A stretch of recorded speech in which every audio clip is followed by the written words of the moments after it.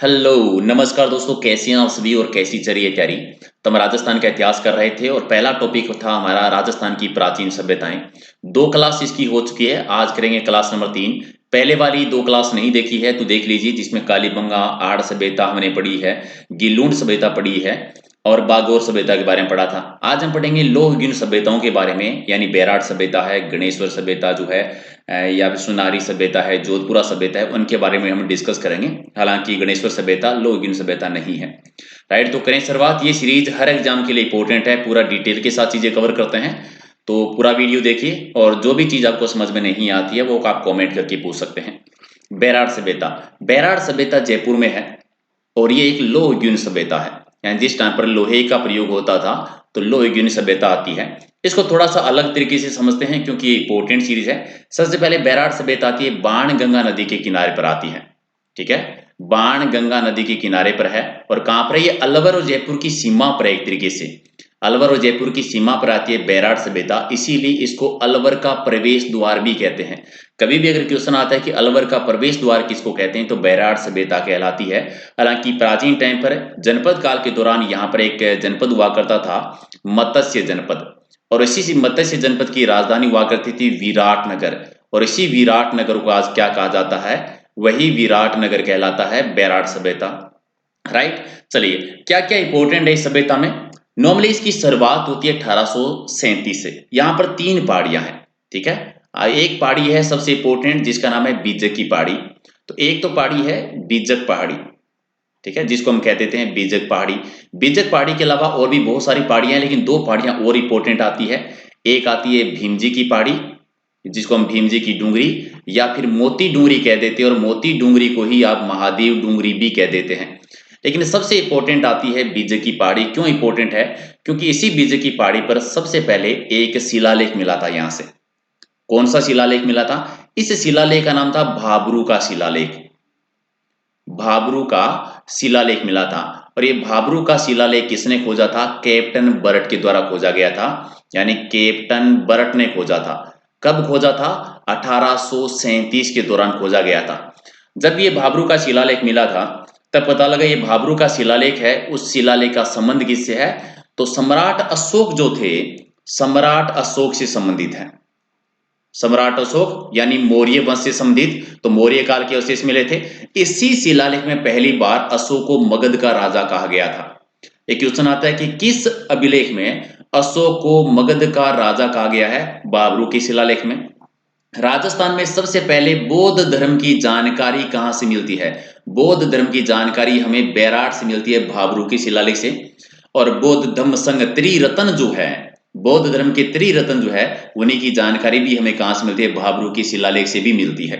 Clear है कि नहीं? ये भाबरू का शिलालेख कहां से मिला है? बैराट सभ्यता से। अशोक का है, कैप्टन बट ने खोज की थी। और पूछे कि वर्तमान में कहां पर है, तो वर्तमान में ये रखा हुआ है कोलकाता के संग्रहालय में।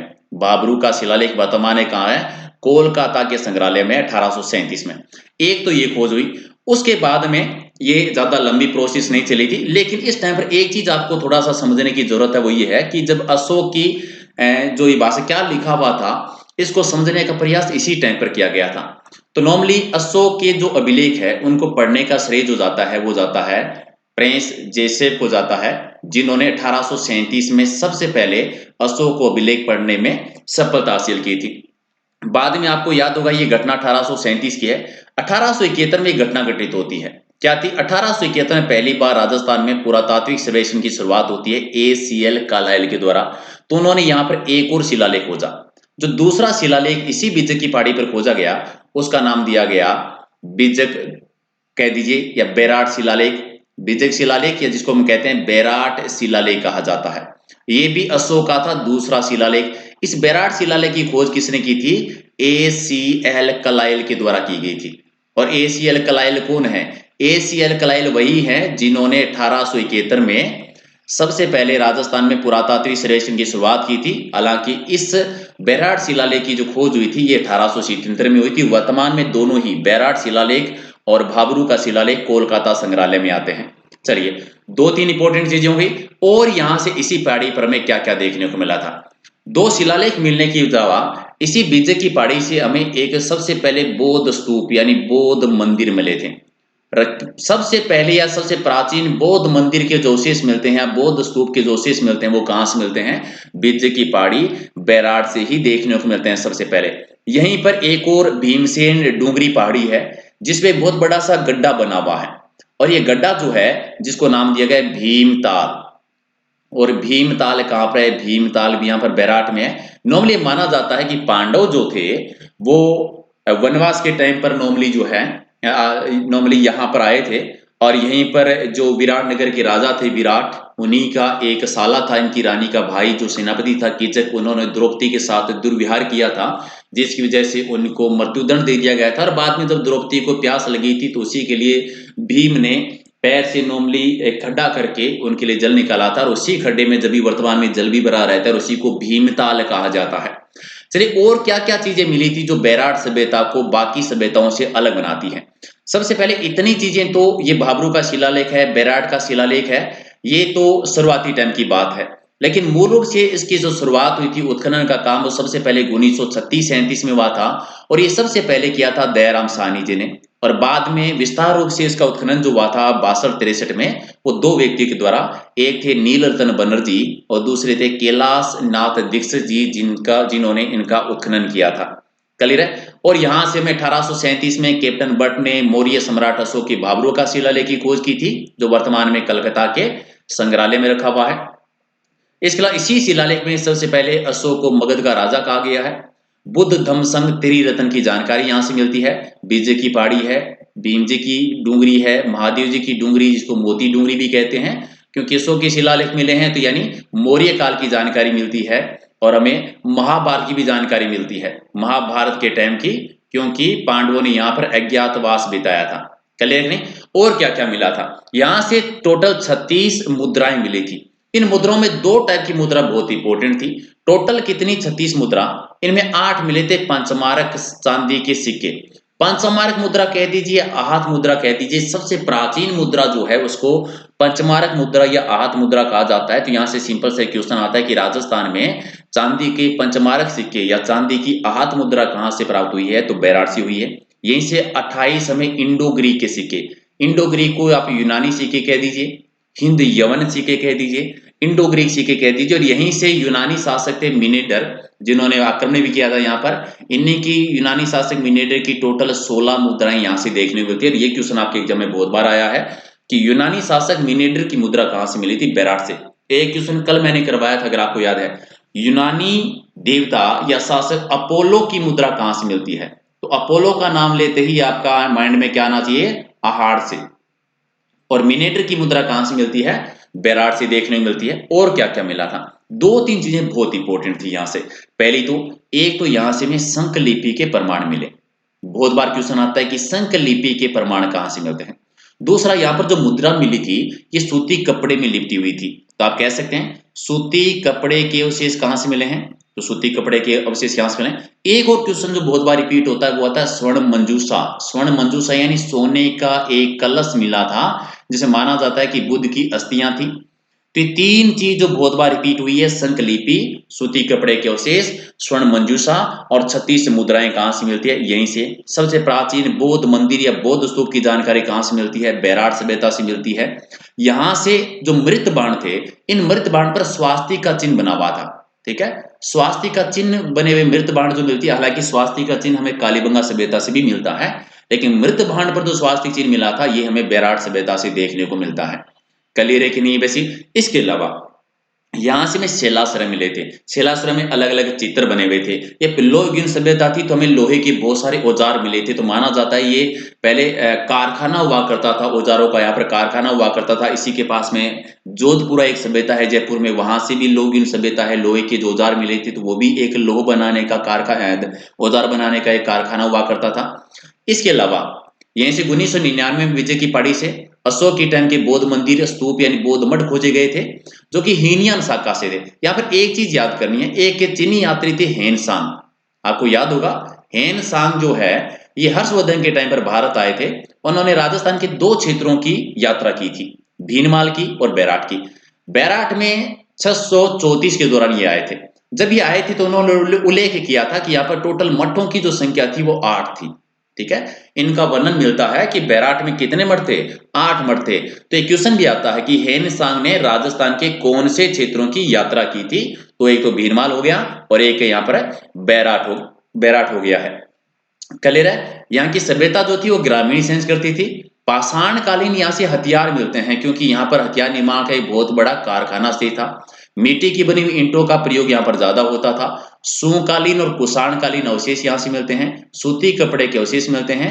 और लौह धातु से लोग ये जो है प्रेरित थे। लोहे के तीर और भाले यहाँ से प्राप्त हुए हैं, यानी लोह युगीन ये सभ्यता रही थी। यहीं से में स्वर्ण मंजूषा मिलता है। संख लिपि के प्रमाण मिलते हैं। महाभारत के प्रमाण मिलते हैं। महाभारत के प्रमाण मिलते हैं। पाषाण कालीन जानकारी यहाँ से मिलती है। और अशोक के 2 शिलालेख, बाबरू का शिलालेख और बैराट शिलालेख। अब एक और चीज, एक हूण आक्रमणकारी थे, अगर आपको याद है नाम, उनका नाम था मिहिरकुल। दयाराम साहनी जिन्होंने इसकी खोज की थी, उन्हीं के अकॉर्डिंग ये कहा गया कि मिहिरकुल ने नॉर्मली यहाँ पर आक्रमण करके उसको विध्वंस कर दिया था। तो ये क्वेश्चन 2 टाइप से आता है। या तो आपसे कहेंगे कि मिहिरकुल ने कहा किस सभ्यता को नष्ट किया था आक्रमण करके, तो बैराट को। या फिर दयाराम साहनी के अकॉर्डिंग बैराट सभ्यता को किसने नष्ट कर दिया था, तो हूण आक्रमणकारी मिहिरकुल ने कर दिया था। 634 में हेनसांग भी विराटनगर आता है। उन्होंने बौद्ध मठों की संख्या जो बताई थी वो 8 बताई है। यहीं से में संख लिपि के प्रमाण मिलते हैं। मुगल काल के दौरान जो पहली टकसाल की स्थापना हुई थी अकबर के द्वारा, वो भी यहीं पर हुई थी, जहां पर सिखों पर उन्होंने बैराट नाम लिखा था। यहीं से बनेड़ा जो है, ब्रह्मकुंड जो है, या जो जीणगोर की पहाड़ियां हैं, वहां से हमें वृषभ की, हिरण की, वनस्पति के चित्र देखने को मिलते हैं। प्राचीन काल की चित्रशाला इसको कह देते हैं। क्लियर। ये बैराट सभ्यता से जुड़ी इंपोर्टेंट आपके फैक्ट है। बैराट सभ्यता के बाद में एक सभ्यता आती है गणेश्वर सभ्यता। ये लौहयुगीन सभ्यता नहीं है, ताम्रयुगीन सभ्यता है, इसीलिए इसको पुरातत्व का पुष्कर भी कहते हैं और ताम्रयुगीन सभ्यताओं की जननी भी कहते हैं। सीकर जिला जो है, जिसकी आकृति प्याले नुमा आकृति है, अर्धचंद्राकार जो आकृति है, वहीं पर खंडेला की पहाड़ियों से एक नदी निकलती है, कांतली नदी। इसी कांतली नदी के किनारे 2 सभ्यताएं विकसित हुई है। सीकर में तो है गणेश्वर सभ्यता और झुंझुनू में सुनारी सभ्यता है, लेकिन दोनों में अंतर है। सुनारी लोहयुगीन सभ्यता है और गणेश्वर जो है वो ताम्रयुगीन सभ्यताएं आती है। सबसे पहले इसकी खोज की थी आरसी अग्रवाल ने। आरसी अग्रवाल यानी रतन चंद्र अग्रवाल जी ने की थी 1977 में। क्या क्या मिला था, बहुत सारी इंपोर्टेंट चीजें थी यहाँ से। क्या क्या चीजें, एक तो इसकी टाइमिंग है वो 250 ईसा पूर्व मानी जाती है। यहां से नॉर्मली हमें तांबे के बहुत सारे औजार मिले थे। सर्वाधिक तांबे के औजार कहां से मिले हैं, तो सर्वाधिक तांबे के उपकरण जो मिलते हैं वो मिलते हैं गणेश्वर सभ्यता से। ऐसा माना जाता है कि सिंधु घाटी सभ्यता में तांबे की जो आपूर्ति होती थी वो गणेश्वर सभ्यता से होती थी। इसीलिए गणेश्वर सभ्यता को कहा जाता है ताम्र युगीन सभ्यताओं की जननी कहते हैं। दूसरा, इसे पुरातत्व का पुष्कर भी कहा जाता है। ठीक है, यानी बाद में पहली बार किसी स्थान पर इतनी मात्रा में तांबे के उपकरण जो मिले थे वो गणेश्वर सभ्यता से। पुरातत्व का पुष्कर किसको कहते हैं, गणेश्वर सभ्यता को कहा जाता है। इसके अलावा यहां से क्या क्या मिला, तांबे के बाण मिले थे, मछली पकड़ने के कांटे मिले थे, लेकिन मोस्ट इंपोर्टेंट यहां पर याद रखना है, तांबों में जहर लगे हुए तांबे के तीर कहां से मिले, क्योंकि तांबे के जो तीर मिले थे ना उनमें जहर लगा हुआ था। शायद ये ऐसा माना जाता है, ऐसा मानते हैं कि जो ये कांतली नदी बहती है, कि हो सकता है पहले ये 12मासी नदी रही हो, नित्यवाहिनी नदी रही हो, यानी हमेशा बहती हो और यहाँ से लोग मछली पकड़ते हो, ऐसी संभावना है, ऐसा माना जाता है। तो यहाँ पर जहर लगे तांबे के तीर, मछली पकड़ने के कांटे यहाँ से मिलते हैं। इसके अलावा यहाँ से तांबे के भाले, सुइयां, कुल्हाड़ी, मछली पकड़ने के कांटे हैं, इसीलिए इसको ताम्रयुगीन सभ्यताओं की जननी कहते हैं। लेकिन सबसे इंपॉर्टेंट चीज क्या थी, हम बाकी सभ्यताओं में पढ़ते हैं कि वहां पर ईंटों का प्रयोग हुआ है, लेकिन यहाँ पर मकानों में ईंट का प्रयोग नहीं हुआ था। यहाँ पर मकान जो बने थे किसके, पत्थर के बने हुए। और एकमात्र सभ्यता ऐसी कह दीजिए जहां पर पत्थर का बना हुआ बांध मिला है। सिंपल सा क्वेश्चन आता है, किस सभ्यता में पत्थर का बना हुआ बांध या पत्थर के बने हुए मकानों के प्रमाण है, तो गणेश्वर सभ्यता में है। खोज की थी 1977 में आर.सी. अग्रवाल, रतन चंद्र अग्रवाल जी ने, और बाद में उत्खनन किया था विजय कुमार जी के द्वारा, इसका उत्खनन किया गया था। यहाँ के जो मृत भांड है उनको क्या कहा जाता है, कपीसवर्णी मृत भांड कहते हैं। ये क्वेश्चन आया हुआ है, कपीसवर्णी मृत भांड किस सभ्यता से प्राप्त हुए हैं, या किस सभ्यता से प्राप्त मृत भांडों को कपीसवर्णी कहते हैं, तो गणेश्वर सभ्यता। इसके अलावा यहाँ पर मिट्टी में छल्लेदार बर्तन प्राप्त हुए हैं, जिनमें कौन सा रंग यूज होता था, काले और नीले रंग का यूज। अगर मैं कहूं कि काले और लाल रंग का यूज कहां पर होता था, तो आर्ट सभ्यता में। और काले और नीले रंग के जो मृत भांड है वो कहां से मिले हैं, वो हमें मिले गणेश्वर सभ्यता से मिले। और क्या मिला है, यहाँ बस्ती में बाढ़ से बचाने के लिए वृत्ताकार पत्थर का बना हुआ एक बांध मिला है। ठीक है, ईंटों के प्रयोग के प्रमाण यहाँ से हमें नहीं देखने को मिलते हैं। यहाँ पर दोहरी पेचदार सिरे वाली ताम्रपिन भी हमें यहाँ से प्राप्त है, दोहरे से दो सिर वाली कह दीजिए। इसके अलावा यहाँ से हमें गाय के, बैल के, बकरी, सुअर, कुत्ता आदि के पालने के प्रमाण मिलते हैं। जो गणेश्वर सभ्यता है उसको ताम्र संचयी संस्कृति भी कहा जाता है। 3 नाम हो गए। 4-5 क्वेश्चन है, मैं फटाफट बोल देता हूँ कि गणेश्वर सभ्यता के बारे में क्या क्या आता है। गणेश्वर सभ्यता किस जिले में है? सीकर में। किस नदी के किनारे पर है? कांतली नदी के किनारे पर है। खोज किसने की थी? आरसी अग्रवाल ने की थी। पुरातत्व का पुष्कर किसको कहते हैं? गणेश्वर सभ्यता को। ताम्रयुगीन सभ्यताओं की जननी किसको कहते हैं? गणेश्वर सभ्यता को। ताम्र संचयी संस्कृति किसको कहते हैं? गणेश्वर सभ्यता को। भारी मात्रा में तांबे के तीर, जहर लगे तीर, मछली पकड़ने के कांटे कहां से मिले हैं? गणेश्वर सभ्यता से। पत्थर के मकान, पत्थर के बांध के प्रमाण गणेश्वर सभ्यता से। सर्वाधिक तांबे का यूज कहां पर? गणेश्वर सभ्यता में। और सिंधु घाटी सभ्यता में तांबे की आपूर्ति कहां से होती थी? गणेश्वर सभ्यता से ही की जाती थी। क्लियर है? फिर एक सभ्यता आती है रंगमहल सभ्यता। रंगमहल सभ्यता है हनुमानगढ़ में। इसका सबसे ज्यादा क्वेश्चन आज तक जो आया है वो आया है इसका उत्खनन किसने किया था, क्योंकि इसका उत्खनन एक स्वीडिश दल के द्वारा किया गया था जिनका नाम था डॉक्टर हेनरीड। उनके निर्देशन में एक स्वीडिश दल ने इसका उत्खनन किया था 52 से 54 के दौरान। तो ये दोनों टाइप से ही क्वेश्चन आता है, या तो पूछ लेते हैं कि रंगमहल का उत्खनन किसने किया था, या फिर पूछ लेते हैं कि स्वीडिश दल या हेनरीड के द्वारा किस स्थल का उत्खनन किया गया था। तो रंगमहल का कहां पर है? हनुमानगढ़ जिले में है। सरस्वती नदी जो है यानी गग्गर नदी के किनारे है, जिस नदी के किनारे कालीबंगा सभ्यता है। यहां से 3 चीजें सबसे इंपॉर्टेंट है। कौन कौन सी? पहली सबसे इंपॉर्टेंट आती है कि यहां से भी पंचमार्क मुद्रा मिली है। ठीक है, जैसे बैराड से मिली थी पंचमार्क मुद्राएं, उसी प्रकार से यहां से भी। लेकिन यहां से हमें जो मिलते हैं मुद्रा वो कुषाण कालीन मुद्रा है। ठीक है, कुषाण कालीन मुद्रा हमें यहां से देखने को मिलती है। प्राचीन काल में थोड़ा सा अगर आप याद करने की कोशिश करेंगे तो गंगानगर का, हनुमानगढ़ का एरिया योधेय प्रदेश कहलाता था। योधेय गणराज्य का शासन हुआ करता था यहाँ पर, उसी की राजधानी हुआ करती थी रंगमहल। तो एक तो हमें यहाँ से कुषाण कालीन सिक्के मिले हैं, 105 तांबे की मुद्रा मिली है जिसमें कुछ पंचमारक मुद्रा भी है। ठीक है, यहाँ पे ब्राह्मी लिपि के नाम से अंकित 2 कांस्य की सील भी हमें प्राप्त हुई है। इसके अलावा क्या क्या मिला है यहाँ से?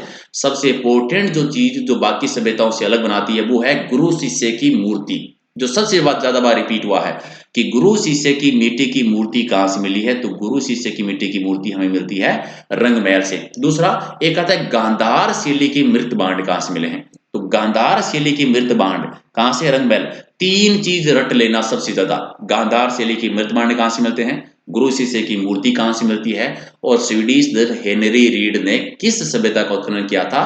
तो तीनों का आंसर क्या हो जाएगा? रंगमहल सभ्यता हो जाएगा। हालांकि मृत बांडों में जो रंग यूज होता था वो लाल और गुलाबी रंग जो है वो यूज किया जाता था। यहाँ के लोग भी चावल की खेती करते थे। आर्य सभ्यता में भी हमने पढ़ा था कि वो चावल की खेती करते थे। क्लियर है? और कुषाण कालीन सभ्यता थी, यानी कुषाण कालीन सिक्के कहाँ से मिलते हैं? हालांकि ऐसा नहीं है कि राजस्थान में कुषाण कालीन सिक्के सिर्फ यहाँ से मिले हैं, लेकिन ज्यादा जो सिक्के मिले हैं वो यहीं से रंगमहल सभ्यता में देखने को मिलते हैं। और ये सभ्यता भी हनुमानगढ़ जिले में किस नदी के किनारे है? गगर नदी के किनारे आती है। और ये सभ्यता भी सिंधु घाटी सभ्यता के समकालीन रही है।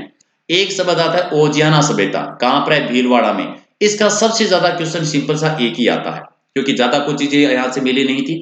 एक सिंपल सा क्वेश्चन आता है ओजियाना क्या है, या फिर पूछेंगे ओजियाना किस जिले में है। ओजानिया एक पुरातात्विक स्थल है, भीलवाड़ा जिले में है। भीलवाड़ा में जो बदनौर जो कस्बा है उसी में एक खारी नदी है, उसी खारी नदी के पास में है। हालांकि बदनौर जो है वहां पर कुशाल माता का एक मंदिर भी है जो कुंभा ने निर्माण करवाया था, वो भी याद रखना है। उत्खनन किसने किया था? BR मीना के द्वारा, और आलोक त्रिपाठी जी ने उसका उत्खनन का कार्य किया था 1999-2000 में। यहां से में क्या चीजें मिली हैं?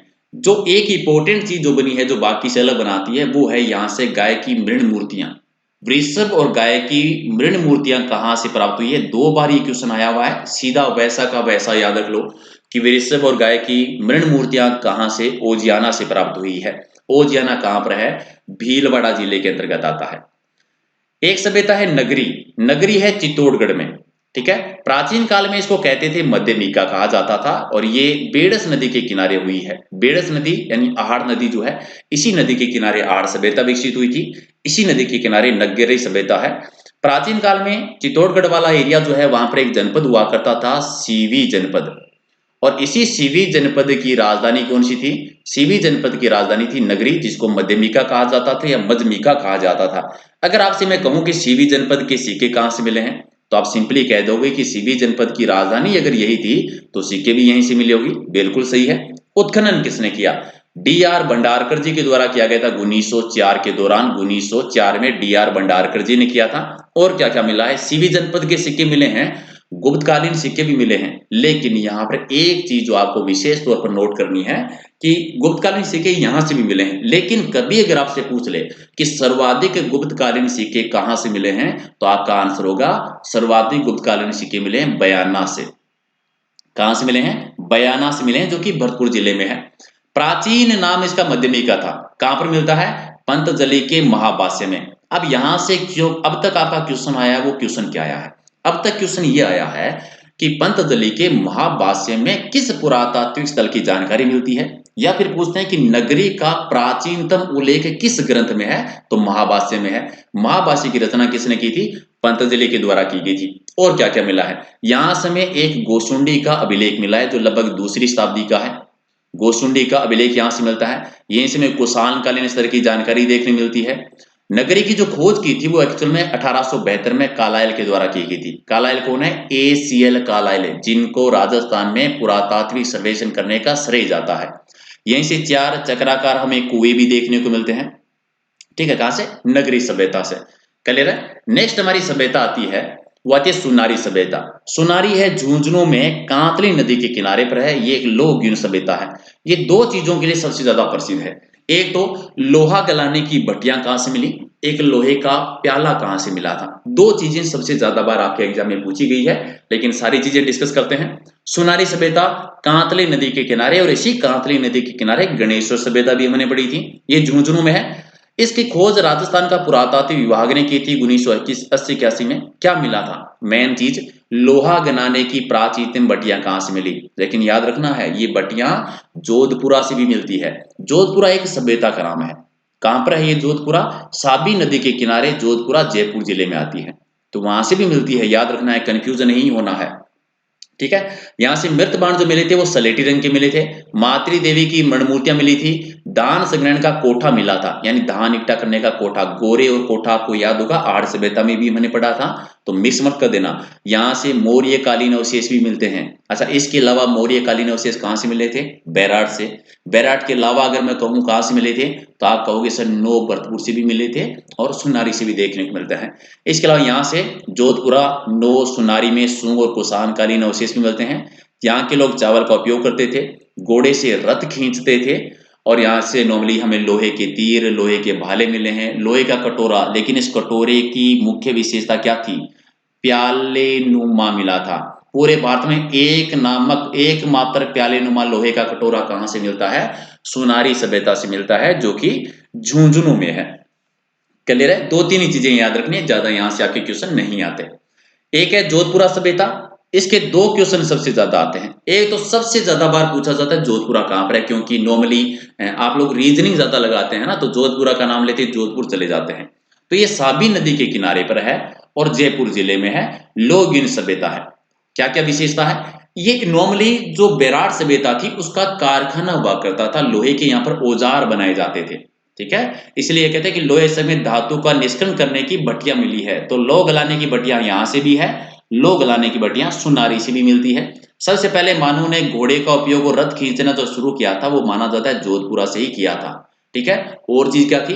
मकानों की छतों पर टाइल का प्रयोग सबसे जो पहले हुआ था, या छप्पर बनाने का जो रिवाज सबसे पहले हुआ था। ये टाइल सबसे पहले और छप्पर बनाने का काम जोधपुरा में, जो आज की फैशन है, आज की नहीं है, ये बहुत पहले की है।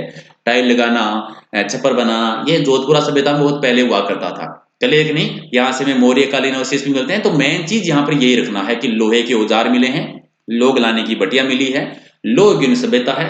आर.सी. अग्रवाल ने खोज की थी इसकी 1772 और 73 के दौरान इनकी खोज की गई थी। बाद में विजय कुमार जी ने भी इनका सहयोग किया था। और यही दो व्यक्ति हैं जो गणेश सभ्यता की भी खोज करते हैं, और इन्होंने ही जोधपुरा सभ्यता की खोज की थी।